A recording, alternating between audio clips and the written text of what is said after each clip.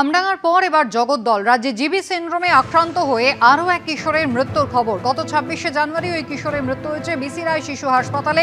চিকিৎসাধীন রয়েছে আরও কয়েকজন। কথা বলবো, সরাসরি চলে যাব, আমাদের প্রতিনিধি সন্দীপ সরকার রয়েছেন আমাদের সঙ্গে।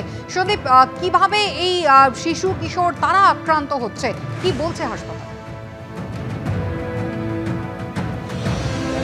দেখো, দেবকুমার সাউ নামে 10 বছর বয়সী ওই কিশোর, তাকে ভর্তি করা হয়েছিল বিসি রায় শিশু হাসপাতালে, যেখানে আমি এই মুহূর্তে দাঁড়িয়ে রয়েছি।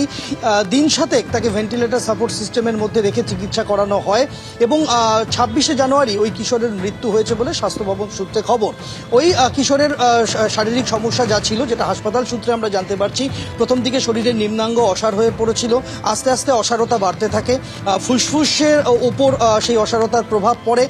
যেহেতু এটা একটা স্নায়ু ঘটিত অসুখ, স্নায়বিক সমস্যা জনিত অসুখ, তার প্রভাব শরীরে পড়তে থাকে এবং ভেন্টিলেটর সাপোর্ট সিস্টেমে রেখেও কিশোরটিকে বাঁচানো যায়নি, এমনটাই স্বাস্থ্য ভবনকে দেওয়া রিপোর্টে জানিয়েছেন হাসপাতাল কর্তৃপক্ষ। এবং স্বাস্থ্য ভবনের তরফেও এই মৃত্যুর বিষয়ে হাসপাতাল কর্তৃপক্ষের কাছে তথ্য নেওয়া হয়েছে।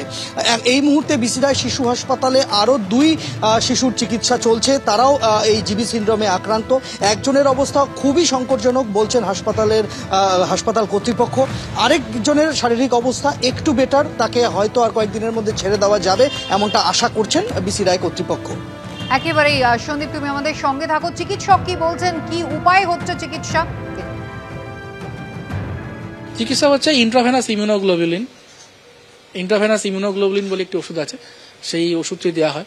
তো সেই ওষুধটি দেওয়ার পরেই তাদের চিকিৎসা করা হয়। যত তাড়াতাড়ি দেওয়া যায় ততই প্রোগ্রেস হল্ট করা যায়। অধিকাংশ ক্ষেত্রে ইন্ট্রাভেনাস ইমিউনোগ্লোবুলিন কাজ করে।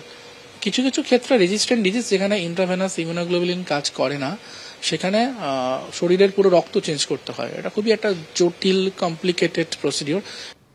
সন্দীপ সরকার রয়েছেন আমাদের সঙ্গে। সন্দীপ, সেক্ষেত্রে স্বাস্থ্য ভবনের তরফ থেকে ইতিমধ্যেই বৈঠক হয়েছে, কি সিদ্ধান্ত নেওয়া হয়েছে, কি ব্যবস্থা হচ্ছে?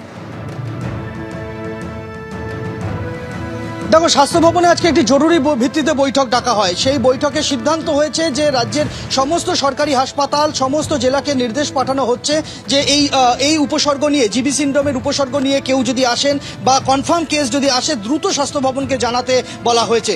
এবং সমস্ত হাসপাতালকে বলা হয়েছে যে এই জিবি সিন্ড্রোমের চিকিৎসা সংক্রান্ত যা পরিকাঠামো, যেটা ডাক্তাররা বলছেন, প্লাজমা থেরাপি থেকে শুরু করে immunoglobulin injection, ventilator support system, এই সমস্ত ব্যবস্থা আরো একবার পর্যালোচনা করে দেখে নিতে, যাতে কোথাও কোনো খামতি না থাকে।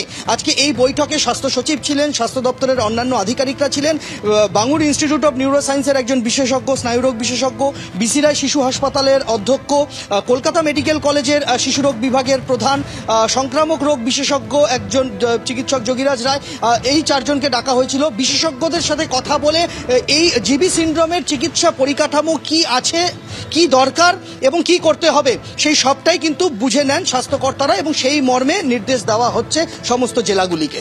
ধন্যবাদ।